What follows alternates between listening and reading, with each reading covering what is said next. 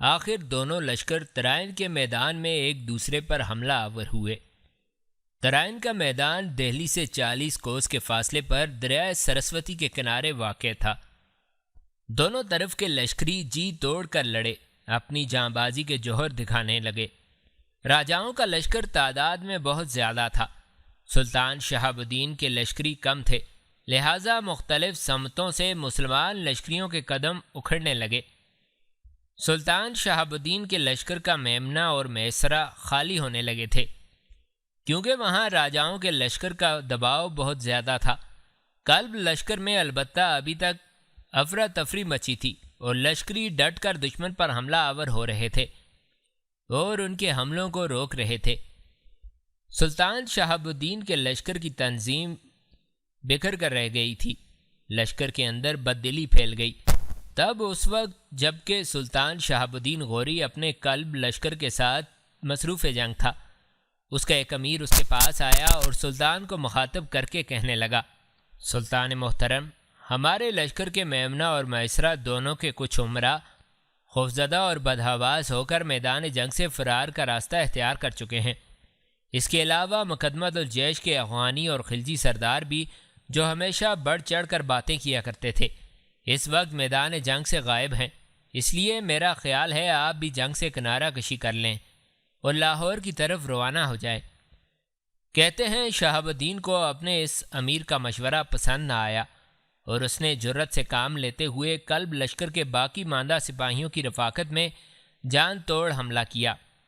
اس معرکہ میں شہاب الدین غوری نے ایسی جاں بازی اور مردانگی کے جوہر دکھائے کہ دوست دشمن سب ہی اشش کرنے لگے، اس کے حملوں کی تعریفیں کرنے لگے۔ جس وقت شہاب الدین غوری بھرپور انداز میں دشمن پر ضربیں لگا رہا تھا، اس وقت اچانک دہلی کے راجہ گوبند رائے کی نظر اس پر پڑی۔ اس نے اپنا ہاتھی شہاب الدین کی طرف بڑھایا۔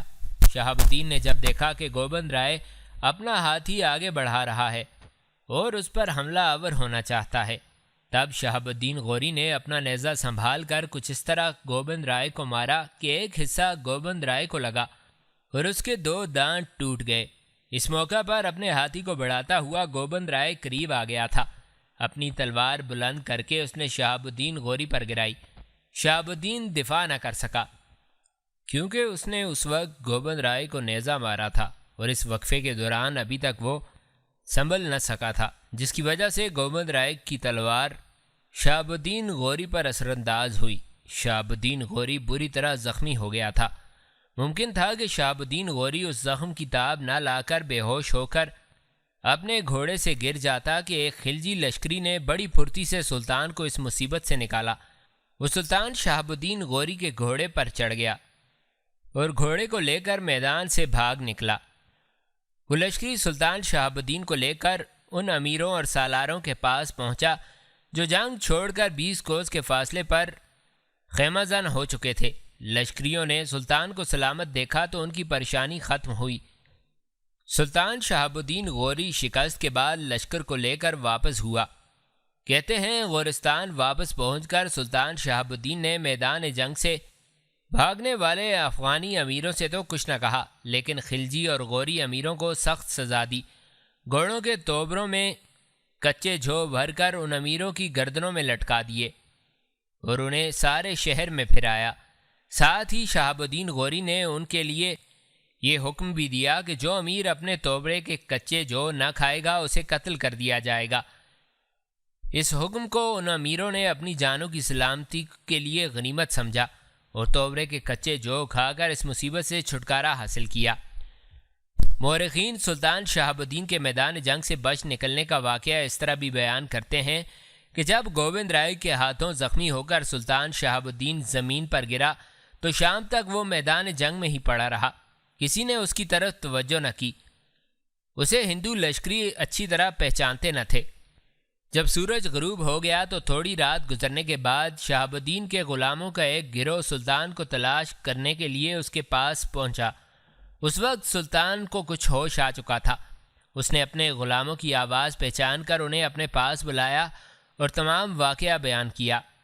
کہتے ہیں وفادار غلام اپنے سلطان کو صحیح سلامت دیکھ کر بہت خوش ہوئے اور اسے وہاں سے اٹھا کر اس جگہ لے گئے جہاں میدان جنگ سے فرار ہو کر امیروں اور لشکریوں نے پڑاؤ کر رکھا تھا۔ سلطان شہاب الدین غوری جب شکست اٹھانے کے بعد غورستان کی طرف چلا گیا، اس کے بعد اجمیر کا راجہ پرتھوی راج اپنے دوسرے راجاؤں کے ساتھ مل کر بٹھنڈا پر حملہ آور ہوا۔ بٹھنڈا میں اس وقت صرف 1040 مسلمان لشکری تھے۔ انہوں نے کمال جرأت مندی کا مظاہرہ کرتے ہوئے حملہ آوروں کا مقابلہ کیا اور یہاں تک کہ دشمن کو انہوں نے شہر میں داخل ہونے نہ دیا۔ آخر محاصرہ جب طول پکڑ گیا تو شہر میں قحط کے آثار نمودار ہونا شروع ہو گئے، جس کی بنا پر بہاؤالدین ٹونکی نے شہر راجہ پرتھوی راج چوہان کے حوالے کر دیا۔ اس طرح بٹھنڈا جو سلطان شہاب الدین غوری نے فتح کیا تھا وہ پرتھوی راج نے دوبارہ لے لیا۔ جس روز سلطان شہاب الدین غوری جنگ سے پسپا ہو کر واپس چلا گیا تھا، اگلے روز سنگرام اور دیوداس دریائے سرسوتی کے کنارے ایک جگہ بیٹھ گئے۔ پرتھوی راج اور گوبند رائے کے لشکر بٹھنڈا میں تھے، تاہم نیروالا کا راجہ بھیم دیو اپنے لشکر کو لے کر واپس جا چکا تھا۔ دریائے سرسوتی پر بیٹھنے کے بعد دیوداس نے انتہائی افسردہ انداز میں اپنے ماموزاد سنگرام کو مخاطب کر کے کہا، بھائی، میری بدقسمتی کہ اتنے روز تک راج کماری کمار دیوی یہاں رہی، اس کے باوجود اسے میدان سے اٹھا کر اپنے ہاں نہ لا سکا۔ ہماری بدقسمتی کہ جتنا عرصہ اس کے باپ کا لشکر یہاں قیام کیے ہوئے رہا، اس دوران کمار دیوی گھڑ دوڑ کے لیے نکلی ہی نہیں، اور اس کے لشکر میں داخل ہو کر اسے اٹھانا صریحاً اپنی موت کو دعوت دینے کے برابر تھا۔ لہٰذا مجھے اپنی ناکامی پر بے حد دکھ ہے۔ دیوداس جب خاموش ہوا تب سنگرام کہنے لگا، جب تمہیں اس کو اٹھانے کا موقع ہی نہیں ملا تو پھر افسوس کرنے سے کیا فائدہ؟ ابھی تمہارے پاس اسے اٹھا کر یہاں لانے کا ایک بہترین موقع ہے۔ دیکھو، اس کا تہوار لگنے میں چند ہفتے باقی رہ گئے ہیں۔ میرے خیال میں اور تم اپنے کچھ مسلح ساتھیوں کو لے کر اس کا رخ کریں گے اور وہاں سے ہر صورت میں راج کماری کمار دیوی کو اٹھا لانے کی کوشش کریں گے، اس لیے کہ تمہارا کہنا ہے کہ جب بھی تہوار کے موقع پر کمار دیوی وہاں آتی ہے تو وہاں گھڑ دوڑ کے لیے ضرور اپنی خیمہ گاہ سے باہر نکلتی ہے۔ سنگرام کی اس گفتگو کے جواب میں دیوداس کے چہرے پر کسی قدر اطمینان کے آثار نمودار ہوئے۔ پھر اس نے کہا، بھائی، تمہارا کہنا درست ہے۔ اب ہمیں راج کماری کمار دیوی کو اوشا دیوی کے تہوار میں سے ہی اٹھانا پڑے گا، اور یہ کام بڑی ہوشیاری اور احتیاط سے کرنا ہوگا۔ دیوداس مزید کچھ کہنا چاہتا تھا کہ سنگرام اٹھ کھڑا ہوا۔ دیوداس کا ہاتھ پکڑ کر اس نے اسے اٹھایا، پھر کہنے لگا، اچھا، فکر مند نہ ہو، ابھی تہوار شروع ہونے میں کافی دن ہیں، آؤ فی الحال گھر چلتے ہیں۔ اس کے ساتھ ہی دونوں دریائے سرسوتی کے کنارے سے اٹھ کر دریا کے قریب اپنی قلعہ نما حویلی کا رخ کر رہے تھے۔ نیروالا کا راجہ بھیم دیو حسب سابق اپنے اہل خانہ اور لوائقین کے ساتھ اس شہر میں اوشا دیوی کے تہوار میں شرکت کے لیے پہنچا تھا۔ اس کے محافظ دستے پہلے کی طرح اس کے ساتھ ساتھ تھے، اور اوشا دیوی کے مندر کے سامنے جو کھلا میدان تھا وہاں پہلے کی طرح خیمے نصب کر دیے گئے تھے، اور سب لوگ تہوار میں حصہ لینے لگے تھے۔ جب سے تیر اندازی اور تیغ زنی میں ایبا نے راج کماری کمار دیوی کو نیچا دکھایا تھا اور اس کا بازو تھاما تھا، تب سے تہوار کے اندر کمار دیوی کی تیر اندازی کا مظاہرہ نہیں کیا جاتا تھا، اور پھر اب کمار دیوی اپنے شباب، اپنی جوانی کو پہنچ چکی تھی۔ حالات کی ستم ظریفی اور راجہ بھیم دیو اور اس کے اہل خانہ کی بدقسمتی کہ اس تہوار میں دیوداس اور سنگرام دونوں اپنے مسلح جوانوں کے ساتھ حصہ لے رہے تھے۔ وہ اس طاق میں تھے کہ کہیں علیحدگی میں کمار دیوی انہیں ملے اور وہ اسے اٹھا کر لے بھاگیں۔ تہوار کے تیسرے روز رام دیو اور کمار دیوی دونوں بہن بھائی گھڑ دوڑ کے لیے ایک گھر سے نکلے تھے۔ دونوں بہن بھائی اس شاہراہ پر اپنے گھوڑوں کو سر پر دوڑانے لگے تھے جو اچ سے نہروالا کی طرف جاتی تھی۔ وہ اچ سے لگ بھگ 1 فرسنگ مشرق میں گئے ہوں گے، اور وہاں سے وہ مڑنے کا ارادہ کر رہے تھے کہ اچانک کچھ مسلح جوان وہاں نمودار ہوئے۔ رام دیو اور کمار دیوی دونوں بہن بھائی مسلح تھے۔ آنے والے جب مسلح جوانوں نے انہیں گھیرنے کی کوشش کی تو دونوں بہن بھائی نے خوب مزاحمت کی۔ آنے والے اپنے چہروں کو ڈھانپے ہوئے تھے۔ وہ تعداد میں چونکہ زیادہ تھے، سب سے پہلے انہوں نے کمار دیوی کو قابو میں کر لیا۔ رام دیو نے جب دیکھا کہ آنے والے اس کی بہن کو اپنی گرفت میں کر چکے ہیں، اس نے بھرپور مزاحمت کی مزاحمت کے دوران وہ کافی زخمی بھی ہو گیا تھا۔ دوسری طرف مسلح جانوں نے کمار دیوی کے منہ پر کپڑا اور اس کے ہاتھ پشت پر باندھ دیے تھے۔ رام دیو پہلے ہی زخمی ہو چکا تھا، انہوں نے اسے مزید نقصان نہیں پہنچایا، بس اتنا کیا کہ اس کے ہاتھ پاؤں باندھ کر وہاں پھینک دیا اور کمار دیوی کو لے کر وہ پہلے سیدھا نہروالا کی طرف گئے۔ کچھ دور جانے کے بعد ان کے سامنے ایک چوراہا آ گیا تھا۔ اس چوراہے پر ایک شاہراہ تو سیدھی آگے نہروالا کی طرف چلی گئی تھی، دوسری ملتان کا رخ کر رہی تھی۔ وہ مسلح جوان جنہوں نے کمار دیوی کو اٹھایا تھا حقیقت میں دیوداس اور سنگرام کے آدمی تھے، اور وہ خود دونوں بھی ان میں شامل تھے۔ اب وہ کمار دیوی کو لے کر اپنے گھوڑوں کو اس شاہراہ پر سرپٹ دوڑا رہے تھے جو وہاں سے ملتان کا رخ کر رہی تھی۔ دیوداس اور سنگرام دونوں اپنے ساتھیوں کے ساتھ کمار دیوی کو لے کر ملتان کی طرف دور تک اپنے گھوڑوں کو سرپٹ دوڑاتے رہے۔ جب وہ کافی دور نکل گئے تب سنگرام نے اپنے گھوڑے کو روک لیا اور اس کی طرف دیکھتے ہوئے دیوداس بھی رک گیا، اور دوسرے مسلح جوانوں نے بھی اپنے آپ کو روک لیا تھا۔ دیوداس نے کمار دیوی کو اپنے سامنے بٹھا رکھا تھا اور اس کے ہاتھ پاؤں بندھے ہوئے تھے۔ اس کے منہ کے علاوہ اس کی آنکھوں پر بھی پٹی باندھ دی گئی تھی۔ جب گھوڑوں کو روک لیا گیا تب دیوداس نے سنگرام کا نام لیے بغیر اسے مخاطب کیا۔ بھائی، تم نے گھوڑوں کو کیوں روک لیا؟ جواب میں سنگرام اپنا گھوڑا دیوداس کے قریب لایا، اپنا منہ دیوداس کے کان کے قریب لے گیا اور اسے مخاطب کر کے کہنے لگا، دیکھو، جو کچھ میں کہنے لگا ہوں یہ کمار دیوی کو پتہ نہیں چلنا چاہیے۔ میرے عزیز بھائی، ہمارے گھوڑوں کے سموں کے نشانات کو دیکھتے ہوئے راج کماری کو حاصل کرنے کے لیے ہمارا تعاقب بھی کیا جا سکتا ہے۔ اگر ایسا ہوا تو ہم دونوں ہی نہیں، ہمارے مسلح ساتھیوں کی جانیں بھی خطرے میں پڑ جائیں گی۔ وہ سامنے بائیں جانب دیکھو، کتنے اونچے اونچے جھاڑ جھنکار ہیں۔ تم یہیں رکو، میں اپنے کچھ ساتھیوں کو ساتھ لیتا ہوں اور وہاں سے کچھ جھاڑ جھنکار کاٹتے ہیں۔ ہم آگے آگے رہیں گے، ہمارے 3 ساتھی پیچھے رہیں گے۔ وہ اپنے گھوڑوں پر سوار ہو کر اس جھاڑ جھنکار کو سموں سے باندھ کر اپنے پیچھے پیچھے گھسیٹتے لائیں گے تاکہ ہمارے گھوڑوں کے سموں کے نشانات مٹتے چلے جائیں اور کوئی ہمارا تعاقب نہ کر پائے۔ سنگرام کے ان الفاظ پر دیوداس کے چہرے پر ہلکا سا تبسم نمودار ہوا، پھر سرگوشی کے انداز میں وہ کہنے لگا، میرے بھائی، جو کچھ تم کہہ رہے ہو یہی درست ہے اور ایسے ہی کرو۔ اس کے بعد دیوداس نے پہلے کی نسبت زیادہ دھیمے لہجے میں اسے مخاطب کیا، دیکھو بھائی، راستے میں نہ مجھے اور نہ تمہیں ایک دوسرے کا نام لینا ہوگا اور نہ ہی راستے میں آنے والے مقامات کا ذکر کرنا ہوگا، تاکہ سفر کے دوران کمار دیوی کو یہ خبر ہی نہ ہو کہ اسے اٹھانے والے کون ہیں اور کہاں اسے لے جایا جا رہا ہے۔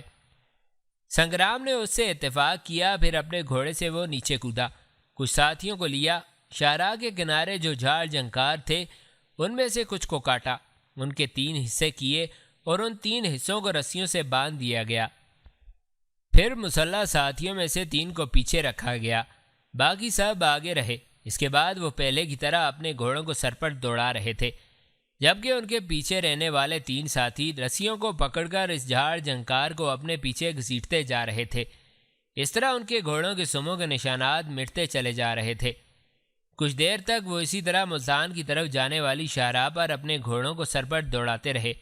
اس کے بعد انہوں نے اپنا رخ دائیں جانب پھیرا تھا۔ یوں دیوداس اور سنگرام دونوں بڑی برق رفتاری سے رات بھر سفر کرتے ہوئے دریائے سرسوتی کا رخ کر گئے تھے۔ دوسری طرف راجہ بھیم دیو اور اس کی رانی راج کمل دونوں اپنی خیمہ گاہ میں کمار دیوی اور رام دیو کے نہ لوٹنے کی وجہ سے بڑے پریشان اور فکر مند تھے۔ اس موقع پر راج کمل نے اپنے تفکرات کا اظہار کرتے ہوئے بھیم دیو کو مخاطب کیا، بچوں نے گھڑ دوڑ کے لیے پہلے کبھی اتنی دیر نہیں لگائی، آپ ان کا پتہ تو کروائیں۔ تم ٹھیک کہتی ہو، میں خود بھی ان کی وجہ سے فکر مند ہوں۔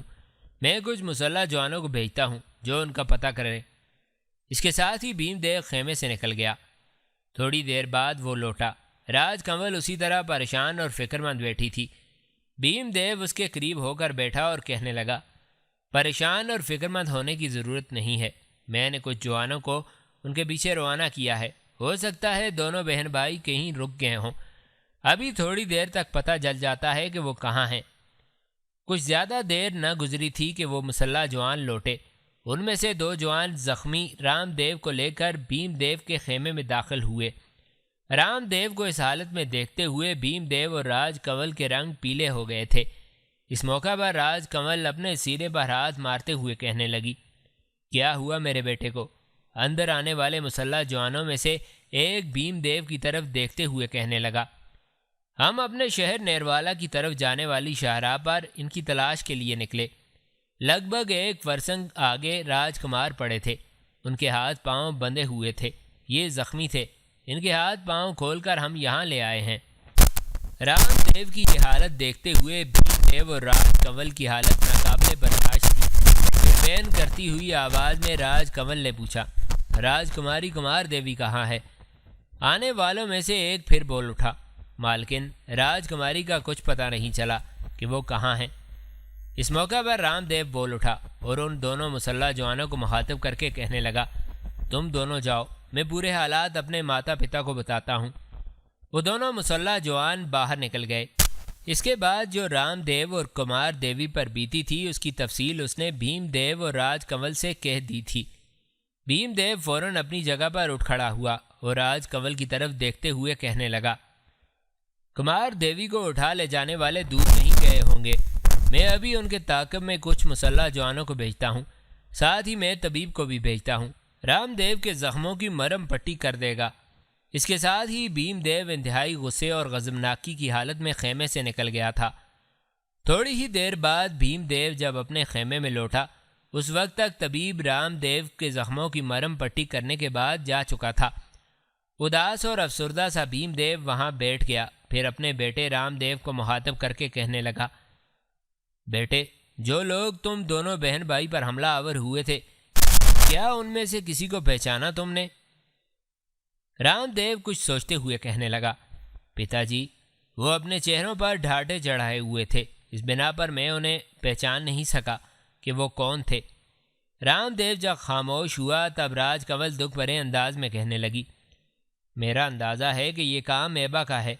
اس نے ہی کمار دیوی کو اٹھا کر اپنے انتقام کی تکمیل کرنے کی کوشش کی ہوگی۔ اتنا بڑا قدم ایبا کے سوا اور کوئی بھی نہیں اٹھا سکتا۔ رانی راج کنول جب خاموش ہوئی تب رام دیو نے اس کی طرف دیکھا اور کہنے لگا، ماتا، آپ کا اندازہ درست نہیں ہے۔ ہم پر حملہ آور ہونے والے کمار دیوی کو اٹھا کر لے جانے والے مقامی لوگ تھے۔ ان کے لباس ہندوانہ تھے، مسلمانوں جیسے نہیں تھے، اور پھر ان کے سر ننگے تھے۔ مسلمان عموماً سروں پر امامہ رکھتے ہیں، ان کے ننگے سر بھی بتاتے تھے کہ وہ ہندو تھے۔ ماتا، میرا اندازہ ہے کہ یہ کام ایبا کا نہیں ہے، نہ ہی ایبا اتنا گھٹیا کام کر سکتا ہے، اس لیے کہ اگر ایبا کمار دیوی کو حاصل کرنا ہی چاہتا تھا تو پھر اسے نیروالا سے بھاگنے کی کیا ضرورت تھی؟ میرا تو اندازہ یہ ہے کہ اسے کمار دیوی میں کوئی دلچسپی ہی نہ تھی۔ جس وقت اوشا دیوی کے تہوار میں اس نے تیغ زنی اور تیر اندازی کا مقابلہ کمار دیوی سے جیتا تھا تو ہم نے اسے کہہ دیا تھا کہ ہم ہر صورت اسے اپنے ساتھ لے کر جائیں گے۔ میرا اندازہ ہے کہ وہ اس بنا پر ہمارے ساتھ ہو لیا کہ کہیں ہم اسے زبردستی نہ لے جائیں۔ اس کا خیال ہوگا کہ چند دن نہروالا میں رہے گا، پھر موقع پا کر بھاگ جائے گا۔ اس سے زیادہ نہ اس کا کوئی ارادہ تھا اور نہ ہی اس کے کوئی اور مقاصد تھے۔ پتا جی، آپ یہ بھی جانتے ہیں کہ ایبا کو ہم نے کمار دیوی سے منسوب کر دیا تھا۔ کمار دیوی بھی اسے بے انتہا پسند کرنے لگی تھی۔ اس کی چاہت کے باوجود وہ ہمارے ہاں سے بھاگ نکلا۔ اس کا یہاں سے بھاگنا اس بات کی غمازی کرتا ہے کہ اس کی راج کماری کمار دیوی میں کوئی دلچسپی نہیں تھی۔ پتا جی، میری بہن کو اٹھانے والے ایبا کے علاوہ کچھ اور لوگ ہیں اور ان کا ہر صورت میں ہمیں سراغ لگانا ہی ہوگا، ورنہ وہ اسے نقصان پہنچائیں گے، داغدار کر دیں گے۔ اسے آگے رام دیو کچھ نہ کہہ سکا، اس لیے کہ راج کنول نے تڑپ کر اس کے منہ پر ہاتھ رکھ دیا تھا۔ پھر تینوں اس کمرے میں بیٹھ کر انتظار کرنے لگے تھے۔ انہوں نے شام کا کھانا بھی نہ کھایا تھا۔ جیسے تیسے کر کے وہ رات ان تینوں نے کاٹی تھی، پھر پوری رات اضطرابی حالت میں جاگتے رہے تھے۔ راج کنول آہیں بھرتی رہی تھی۔ اگلے روز کا سورج جب کافی چڑھ آیا تو وہ مسلح جوان لوٹ کر آئے جنہیں بھیم دیو نے راج کماری کمار دیوی کی تلاش میں بھیجا تھا۔ ان کی آمد پر بھیم دیو، راج کنول اور رام دیو تینوں خیمے سے باہر نکل آئے تھے۔ انہیں امید تھی کہ شاید وہ کوئی مفید معلومات حاصل کرنے میں کامیاب ہوں گے، لیکن بھیم دیو جب ان کے سامنے آیا اور ان سے کمار دیوی سے متعلق استفسار کیا، تب ان نوجوانوں کا جو سرکردہ تھا وہ بھیم دیو کو تعظیم دیتے ہوئے کہنے لگا، مالک، ہم نے کمار دیوی کو بڑا تلاش کیا۔ رات کے وقت مشلیں جلا کر ہم شاہراہ پر آگے بڑھتے رہے، جو شاہراہ یہاں سے ہمارے شہر نیروالا کی طرف جاتی ہے۔ کمار دیوی کو اٹھانے والوں نے کچھ دور تک اس شاہراہ پر ہی سفر کیا۔ اس کے بعد جہاں ایک چوراہا آتا ہے، وہاں سے ایک شاہراہ ملتان کی طرف جاتی ہے۔ وہاں انہوں نے اپنا رخ بدلا، نیروالا کی طرف جانے کے بجائے انہوں نے ملتان کا رخ کر لیا تھا، اس لیے گھوڑوں کے سموں کے نشانات پر ہم آگے بڑھتے رہے۔ راستے میں سورج بھی طلوع ہو گیا تھا، اس طرح ہمارا کام آسان ہو گیا۔ رات کے وقت ہمارے آگے بڑھنے کی رفتار کم تھی، اس لیے کہ مشلوں کی روشنی میں ہمیں گھوڑوں کے سموں کا کھوج لگانا تھا۔ دن کے وقت ہم بڑی تیزی سے آگے بڑھے تھے۔ ہم خوش تھے کہ گھوڑوں کے ان نشانات کے پیچھے پیچھے ہم اس جگہ تک پہنچنے میں کامیاب ہو جائیں گے جہاں کمار دیوی کو اٹھانے والے اسے لے کر گئے ہیں، لیکن ہماری بدقسمتی کہ اس شاہراہ پر تھوڑا مزید آگے جانے کے بعد بھاگنے والوں کے گھوڑوں کے نشانات یکسر ختم ہی ہو گئے تھے۔ ایسا لگتا تھا انہوں نے وہاں جانے کے بعد اپنے گھوڑوں کے نشانات مٹانے کا اہتمام کر لیا ہو، اور پھر جس چیز سے انہوں نے گھوڑوں کے نشانات مٹائے وہ نشانات بھی مٹ گئے ہیں، اس لیے کہ رات جو تیز ہوا چلتی تھی اس نے سارے ہی سراغ ختم کر کے رکھ دیے۔ اس بنا پر ہم آپ کے پاس لوٹ آئے ہیں۔ بھیم دیو کے کہنے پر وہ جوان وہاں سے چلے گئے تھے۔ ان کے جانے کے بعد بڑے دکھ اور غم میں بھیم دیو نے کہا، یہ جو بھاگنے والوں کے گھوڑوں کے نشانات ملتان کی طرف گئے ہیں، اس سے مجھے شک پڑتا ہے کمار دیوی کو ایبا ہی لے کر گیا ہے۔ اب میں بھگوان سے یہ بھی دعا مانگتا ہوں کہ کمار دیوی کو یہاں سے اٹھا کر ایبا لے گیا ہو، اس لیے کہ میں جانتا ہوں اسے نقصان نہیں پہنچائے گا، اس کی عزت، اس کی آبرو کی حفاظت بھی کرے گا۔ اس کے علاوہ اگر کوئی میری بیٹی کو اٹھا کر لے گیا ہے تو وہ اس کے لیے انتہا درجے کا نقصان دہ ثابت ہو سکتا ہے۔ اس کے بعد بھیم دیو نے اپنے کچھ سرکردہ آدمیوں کو بلوایا اور وہاں سے کوچ کرنے کا حکم دیا۔ تھوڑی دیر بعد ساری خیمہ گاہ اکھاڑ لی گئی اور اپنے محافظ دستوں کے ساتھ بھیم دیو، راج کمل اور رام دیو اچ سے نہروالا کی طرف کوچ کر گئے تھے۔ راج کماری کمار دیوی کی آنکھوں سے جب پٹی کھلی تو وہ ایک انتہائی آرام دہ اور پر آسائش کمرے میں تھی، اور اس وقت اس کے سامنے دیوداس، سنگرام اور ان دونوں کے ساتھ ایک بوڑھا کھڑے تھے۔ دیوداس کو وہاں دیکھتے ہی راج کماری کا چہرہ غصے سے سرخ ہو گیا تھا، تاہم حالات کو دیکھتے ہوئے اس نے ضبط کیا۔ کچھ دیر پریشانی میں ادھر ادھر دیکھتی رہی، پھر دیوداس کی طرف دیکھتے ہوئے کہنے لگی، اس کا مطلب ہے کہ تم مجھے اٹھا کر لانے والے ہو۔ یہ تو کہو تم نے مجھے اوشا دیوی کے تہوار سے کیوں اٹھایا؟ کیوں میرے بھائی کو زخمی کر کے تم نے وہاں پھینک دیا؟ مجھے یہاں لانے سے تمہارا مقصد کیا ہے؟ دیوداس نے غور سے کمار دیوی کی طرف دیکھا، پھر کہنے لگا، راج کماری، میں جھوٹ نہیں بولوں گا، میں ہی تمہیں لے کر آیا ہوں۔ میرے ساتھ یہ سنگرام ہے، یہ میرا ماموں زاد ہے، اس کام میں اس نے میری مدد کی ہے۔ تمہیں یہاں لانے کا ایک ہی مقصد ہے، میرے ساتھ شادی کر لو، اس کے علاوہ میں کچھ نہیں چاہتا، نہ تمہیں نقصان پہنچاؤں گا، یہاں تمہاری عزت اور تمہاری عفت بھی محفوظ رہے گی، لیکن میرا ایک ہی مطالبہ ہے کہ تمہیں مجھ سے شادی کرنا ہوگی۔ دیوداس کے خاموش ہونے پر اس کی طرف گھورتے ہوئے کمار دیوی کہنے لگی، اگر میں تم سے بیاہ کرنے سے انکار کر دوں تب؟ دیوداس نے اس کے جواب کا برا نہیں مانا، کہنے لگا، اگر تم مجھ سے شادی نہیں کرو گی تو یوں جانو ساری عمر یہیں رہو گی، ایک قیدی کی حیثیت سے اس کمرے میں بند رہو گی۔ تاہم میں تمہیں یہ عہد اور وچن دیتا ہوں کہ جب تک تم یہاں رہو گی تمہاری عزت، تمہاری آبرو محفوظ رہے گی، اور نہ ہی تمہیں کوئی جانی نقصان پہنچایا جائے گا۔ میرا بس ایک ہی مقصد ہے کہ تم مجھ سے شادی کرنے پر رضامند ہو جاؤ۔ یہ حویلی میرے ماموں کی ہے اور تم اس کی دوسری منزل پر ہو۔ اس کے بعد دیوداس رکا، پھر مزید کمار دیوی کو مخاطب کر کے کہنے لگا، اس کمرے میں تمہاری ضرورت کا سارا سامان موجود ہے۔ تمہیں اغوا کرنے سے پہلے یہ کمرہ خاص طور پر تمہارے لیے ہی تیار کیا گیا تھا۔ وہ سامنے جو لکڑی کی الماری ہے اس میں تمہارے لیے قسم قسم کے رنگ رنگ کے قیمتی ملبوسات ہیں، جو چاہو اس میں سے نکال کر پہنو۔ یہ بوڑھا شخص جو سامنے کھڑا ہے اس کا نام رام داس ہے، یہ تمہاری خدمت پر رہے گا۔ جو بھی چیز چاہیے اسے بتا دینا۔ جس کمرے میں تم اس وقت بیٹھی ہو اس کا کوئی دروازہ نہیں۔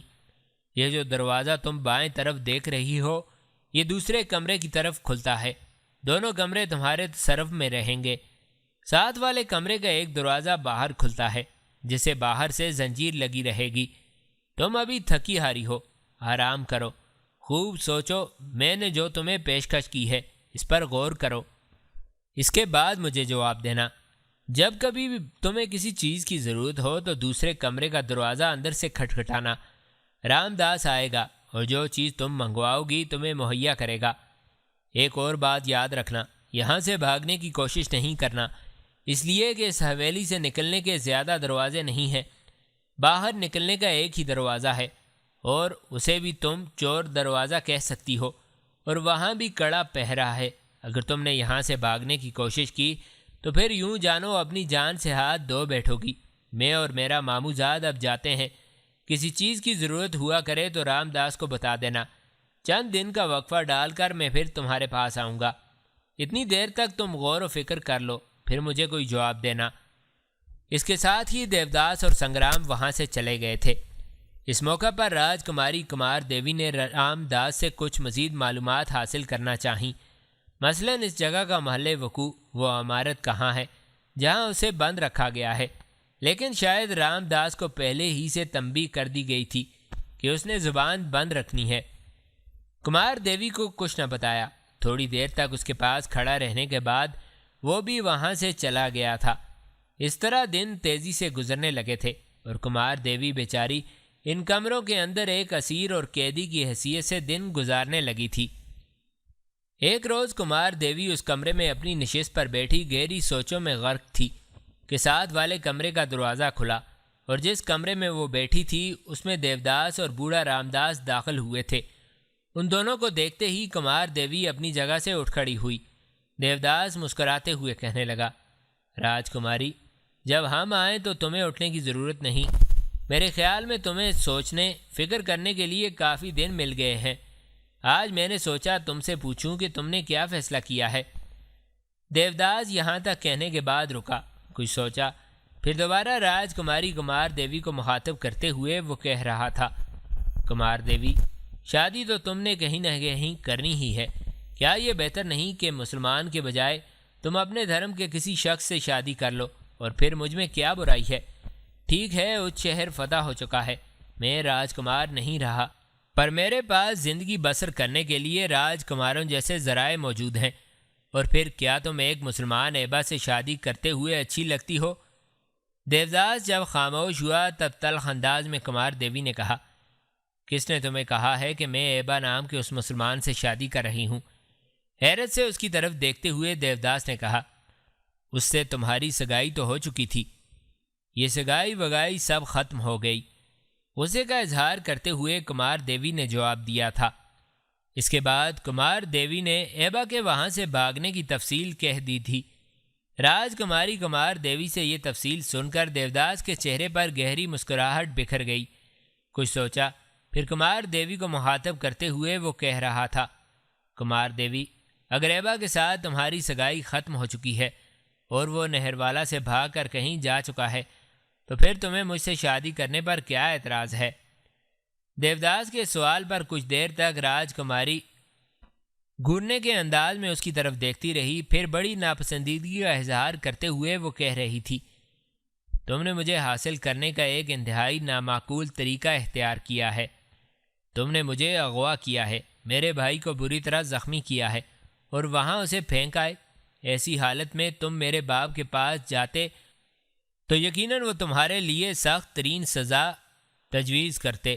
اس لیے بہتر یہی ہے کہ میرے واپس جانے کا اہتمام کرو۔ کسی نہ کسی روز میرے باپ کو خبر ہو ہی جائے گی کہ مجھے اغوا کرنے والے تم ہو اور یہاں تم نے مجھے اسیر بنا رکھا ہے۔